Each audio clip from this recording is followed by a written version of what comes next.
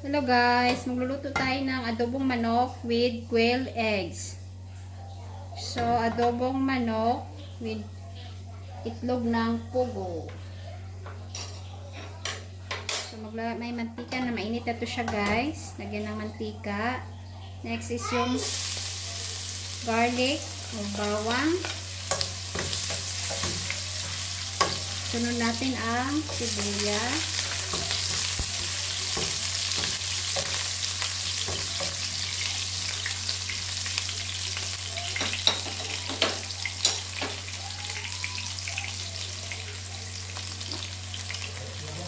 Lagyan natin ng ano guys, mga spices, turmeric powder,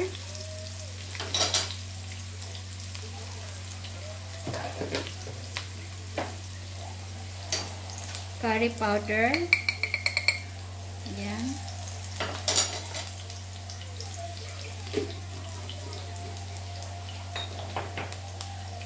lagyan natin ng konting coriander powder,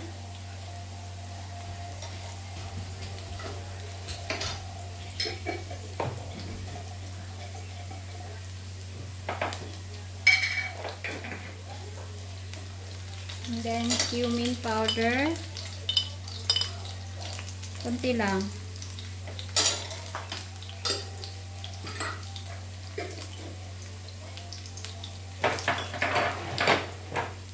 so garlic powder,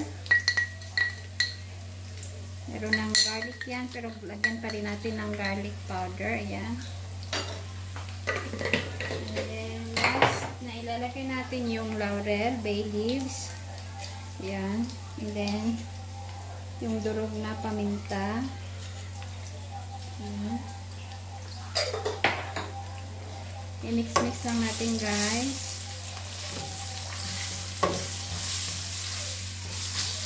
Ang bango, sobrang bango.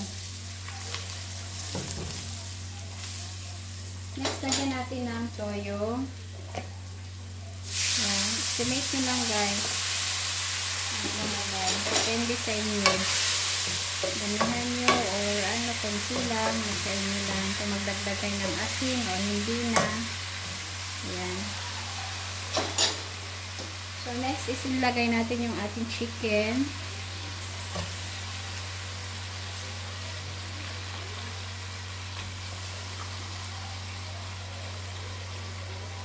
Next is, after this, so, after nito guys, i-mix-mix lang natin. Inuna yung toyo or yung soy sauce para dumikit yung ano guys, yung soy sauce sa meat, sa manok natin. So, dati, yung iba, yung mga spices, tapos yung manok kaagad. Pero ito yung ano talaga, para yung dumikit yung lasa or yung kulay ng soy sauce sa chicken. Kaya, ayan. Next guys, lagyan natin ng tubig. 1 cup ng tubig para para madali siyang para kumulo siya at saka lumambot na yung ating manok.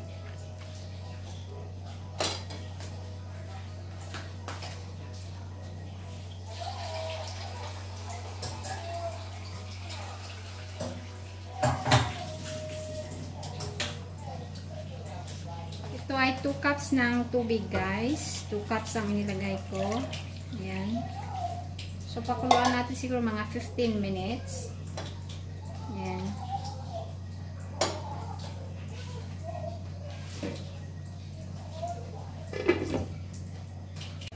Ayan. So, guys. Medyo masabaw pa siya. So, kailangan at least kunti yung tubig.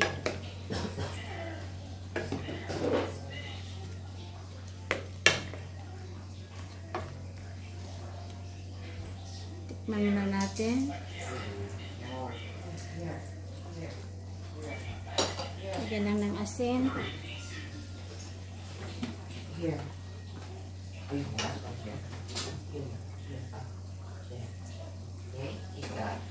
Yan. Lagyan natin ng asin.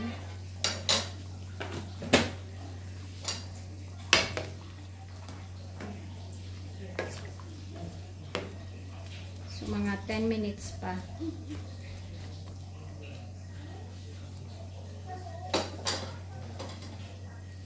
Pakulaan ulit natin mga 10 minutes. After that, lagyan na natin yung quail eggs.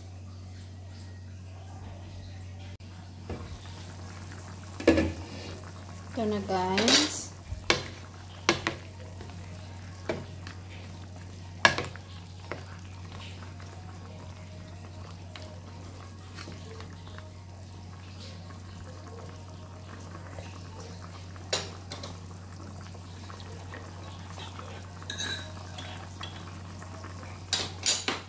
So, wala ito siyang vinegar or suka, guys.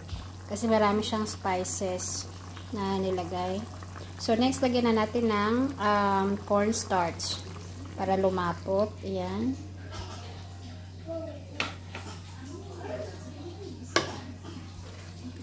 Mix lang natin.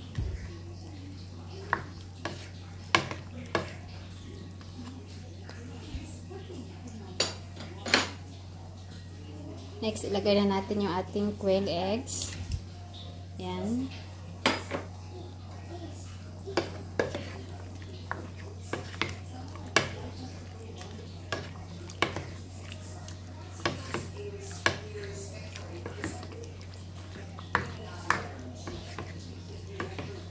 Sa mga mall, ganito yung binibenta nila, yung adobo.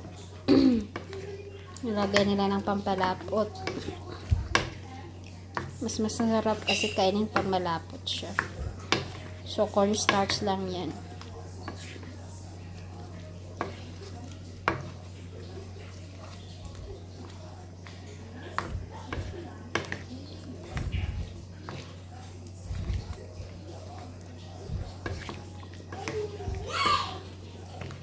So, simmer lang natin ng mga ano.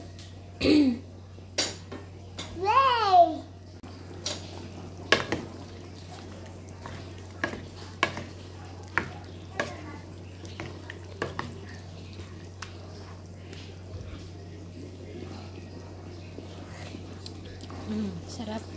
Sobrang sarap. Marami kasi siyang ano, yung garlic powder, meron pa siyang curry powder. Kaya medyo sobrang lasa siya. Kahit wala na yung suka or ibang mga seasonings. So, pwede naman siya lagyan ng mga magic sarap. Pero sa akin, okay na to. Gusto ko authentic, natural flavor lang.